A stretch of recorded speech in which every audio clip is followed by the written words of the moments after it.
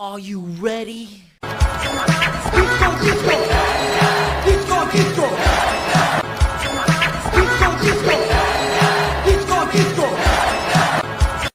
gonna be a hot girl disco summer.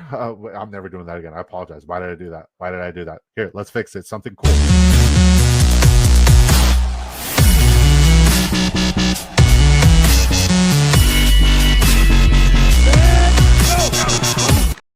What is up, ladies and gentlemen? It's your boy BDE, and I'm telling you right now, you need to stop ignoring the game script because every week it decides who wins your fantasy football matchups. You just don't realize it yet. Welcome to the NFL Week 8 episode of Game Script Gods, the weekly series where I break down the players set to erupt based on how their games are projected to unfold. These are your must-starts with perfect scripts, perfect matchups, and perfect opportunity to blow up in your Week 8 lineups. Like, subscribe, and hit the bell because we're live every single week, several times to solve your start-sit dilemmas, answer all of your betting props. Shout out to our sponsors. Shout out to my business partner, Sleazebomb. Shout out to the guys FF. So without further ado, let's talk about these guys who are just in a perfect situation to absolutely smash. It's a no-brainer. You got to have them in your lineup. And we also got sleeper video out there, so to speak. So just make sure you guys tune in to the very end so we can link you guys to watch that as well. So coming in at number one, and this is in no particular order, it's just the way I put it out here. We got Jordan Mason on Thursday Night Football, and we'll start with him. The Chargers have been atrocious stopping the run lately, allowing the 9th most fantasy points per game to running backs in PPR formats, 21.2 per game. They're giving up the 4th most rushing touchdowns per game to opposing running backs at 1.14 and nearly 92 rushing yards on average. But check this. The last 3 weeks, Jonathan Taylor just erupted last week for 34.2 fantasy points. The week prior, Achane had one of his best weeks, if not his best week, on the entire 2025 season with 31 fantasy points. PPR format is the exact thing that we're talking about and what we'll continue to talk about.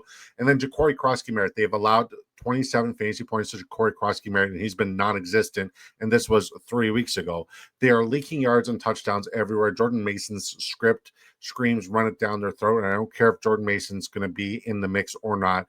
Aaron Jones. Yeah, I don't care if Aaron Jones is going to be in the mix or not. Jordan Mason's going to dominate. Play him with confidence, love him with confidence, and take the anytime touchdown bet and over on his rushing yards. He's going to absolutely destroy this matchup. Coming in at number 2, we got Derrick Henry versus the Bears. The Chicago quietly gives up the 10th most fantasy points to running backs. We didn't really necessarily see it last week, but prior to the bye week, they were free fantasy points for running backs. They allowed just over 20.9 fantasy points per game to opposing RBs. They're also 5th in rushing yards allowed, so we love the over on Derrick Henry's. I believe it's 87 rushing yards. I love the over. I'm betting that all day, every day. So here's the thing. Lamar Jackson came back into practice, but he's still banged up. He's not 100%, which means the Ravens will lean on King Henry to not just run the rock and take pressure off of Lamar Jackson, but also to control the time of possession because their defense is absolutely atrocious. Yes, they're getting a little bit healthier, but not healthy enough to keep that dominant, explosive offense of the Chicago Bears off the field. So, and off the scoreboard. So, translation, game script, volume, all that above, you put that together. Derrick Henry's not just a top 5 running back this week for me, but he's a top 5 running back the rest of the way because they are still in the mix for playoffs. Coming in number 3, and this is a multitude of players, and I don't know if multitude of players is the right way to frame this, but you want Bijan Robinson, Drake London, and Kyle Pitts all in your lineup against the Miami Dolphins. They're the number 3 matchup in PPR points per game to opposing running backs. We've seen a lot of running backs, if not every running back who's gone against the Miami Dolphins, nuke. They've had their best outing on the season against the Miami Dolphins. It's not even close. They're allowing 25.3 points per game. They're also, so for Drake London, it's also a fantastic matchup because they are top 6 in touchdowns allowed to X wide receivers. Against tight ends, they are top 7 in yards and points, fantasy points allowed. Bijan gets the softest run defense in football and number 1 rushing yards allowed per game as well. So London and Pitts both benefit from Miami's CFL graded defensive backroom, allowing Atlanta to throw it deep and be successful when they do as well.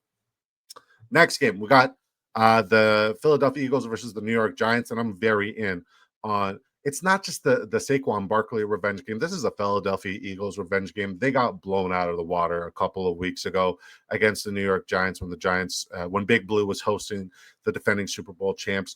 It used to be just a Saquon Barkley revenge game because it was just a laughing matter, but they got spanked. So this defending Super Bowl champs need to stand on business. And I love Jalen Hurts this week. He has a fantastic matchup. I love AJ Brown and Saquon Barkley. If you want elite offensive firepower, this is the one. Giants allow the third most fantasy points to quarterbacks at 21.2 and the fifth most passing yards per game at 258. And we just saw Jalen Hurts is a very competent passer going against like a defense that doesn't really, in the Minnesota Vikings, that doesn't really allow teams to air it out. We know that Jalen Hurts can get done both on the ground and in the air, and I anticipate that he's going to need to do a little bit of both. Hurts is primed for a monster dual threat game. They also allow 27 rushing yards to opposing quarterbacks. That is Big Blue, the New York Giants. And on the same side, Saquon gets the number 13 RB matchup against Big Blue. They allow 19.6 PPR fantasy points per game to backs. And then when we're looking at wide receivers, this could also be for Devonta Smith, but I'm in on the AJ Brown just nuke week, just silencing all the haters once again for 2 weeks in a row. The New York Giants are number 3 in PPR fantasy points allowed per game to opposing wide receivers. They allow 32.6 fantasy points per game. Number 2 in most receiving yards allowed per game to opposing wide receivers, 181. Number 3 in most receptions allowed per game to opposing wide receivers at 14.3. So this is a fantastic matchup across the board for the defending Super Bowl champs. Now, this next one, I need you guys to hear me because it's another green team, but this green team is not good at football. This is the New York Jets, and we don't know if it's going to be Justin Fields. We don't know if it's going to be Tyrod Taylor. I don't think Aaron Glenn knows if he's going to keep his job next week. Nevertheless, it's dumpster fire, but what else is a dumpster fire is the Cincinnati Bengals defense. It's the worst defense in football, and you need to take advantage of it. Even if I was the quarterback, I'd still line up. So coming in number 5, we've got Breece Hall and Mason Taylor, both in fantastic spots. Since he's been a gold mine for fantasy football production, they're allowing the most points to RBs, 28.4 per game, and number 1 most points to tight ends, 18.8 points per game. We just saw Pittsburgh Steelers just absolutely nuke all over them. All 3 tight ends found the end zone. We're not counting the weird Hayward brother. Jalen Warren had a night and a fantastic outing. So I like Breece Hall. I like Mason Taylor. Hall should torch them on the ground. 102 rushing yards per game allowed, while Mason Taylor is a fantastic plug and play, especially with 3 elite tight ends on National Tight End Day out. I know that Mason Taylor had a decent matchup last week and we didn't really see it result into much, but I'm betting once again on him as well. I think he's a consistent high volume target, and I'm betting on both him and Breece Hall. They're both going to be top 5 in their positions this week for me. Hot take, but I don't care. Number 6, Emeka Egbuka and Cade Otton versus New Orleans. The Saints are easily a defense you want to target within the slot and tight end game, and with Mike Evans being out and Chris Godwin being up in the air, and even if Chris Godwin does play somehow, and I doubt he does play, but if he does, it's going to be very limited because they cannot gamble anymore. They're giving up a touchdown to opposing wide receivers every single game, especially in the slot, 1.14 per game, and they rank top 10 in points allowed to tight ends. Cade Otton gets a defense that's 5th worst versus tight ends when it comes to touchdowns. If you're streaming, or if you just need a smash tight end in DFS in any format, Cade Otton's your guy. And I think when you look at Emeka Egbuka, when healthy, he's a walking top 3 wide receiver on a weekly basis, and that's where I have him ranked at wide receiver 3. Not a hot take. It's legit, and so is he. All right, coming in number 7, Bo Nix and Cortland Sutton versus Dallas. Start your players against this Cowboys defense. They're easily number 1 in fantasy points allowed to quarterbacks, 25.5, and number 1 fantasy points allowed to wide receivers. They allow 34.1. They've allowed multiple passing touchdowns in 6 straight games and give up 276 passing yards per game. Bo Nix and Sutton will be the most owned DFS stack that wins you a lot of cash this weekend in your Week 8 NFL DFS lineups. If you guys want to sign up on Drafters, use promo code DISCO to double your first deposit and get in on the Drafters DFS there. It's not salary based. They actually do it in snake draft order, and it's super unique. So once again, promo code DISCO doubles your first deposit, dollar for dollar, up to $100. Coming in at number 8 is my RB1. Now it was like I was tossing and turning, and like I couldn't sleep last night because I couldn't tell if it was going to be Jonathan Taylor or if it's going to be Bijan Robinson. I think Bijan Robinson's easily in RB1 territory, if not RB2 territory, but Jonathan Taylor has been absolutely tremendous. This offense has been humming. We have not seen them play down to opponents. They've only played up, and they've only been really good. And this is one of the best matchups in football for running backs. And the Titans are a running back dream.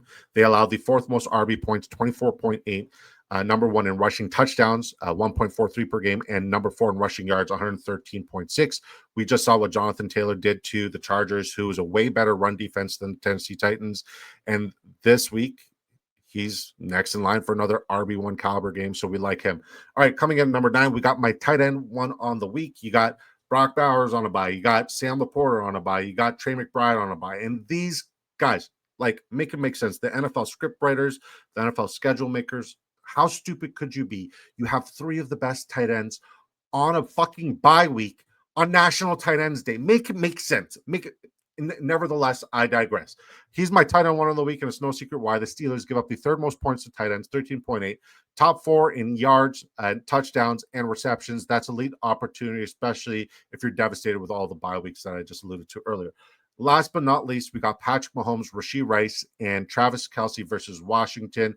Washington's defense is very, very easy to take advantage of, especially without Jaden Daniels. This is going to be another QB1 caliber week for my guy, Patrick Mahomes. And I was the only guy who was beating the drum saying, this is the Patrick Mahomes revenge tour. He is the QB1 all off season.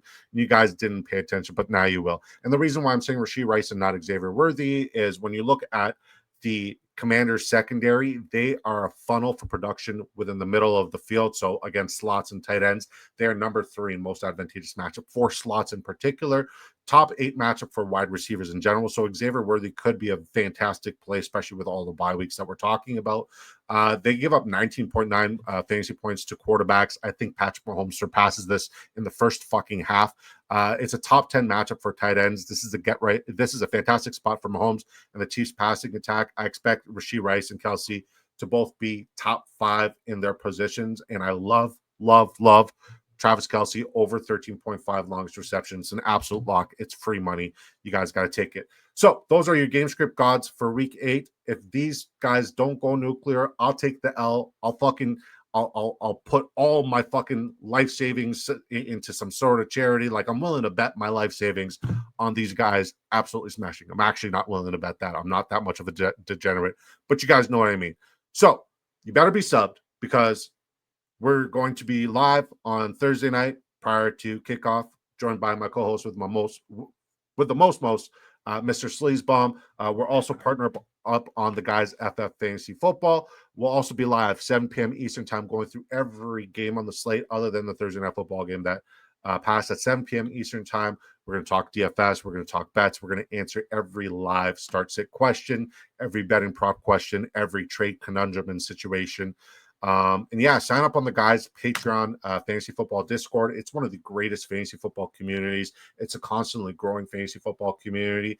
And if you guys don't have, the time to come over to the YouTube to chat it up on the YouTube, we're answering 24/7, all hours of the day, and guiding you to winning, not just making your fantasy football playoffs, but winning and smacking around your league mates. Shout out to our sponsors, Drafters Fantasy Football. Shout out to our sponsors, Better Vision, the best way to consolidate your Sundays all in one place. And shout out to Bull Rush. It's a fantastic merger. I sound so French saying that, and I don't speak a lick of French, even though I live near French Canadians. Nevertheless, it's a perfect merger of both betting and fantasy football. We call it fantasy betting. Shout out to Bull Rush. They're absolutely spectacular. Now it's time for the best outro in fantasy football. Until next time. Oh, and check out the By Mageddon video. The intro is really cool, guys. I did a fantastic job of the intro, if I do say so myself.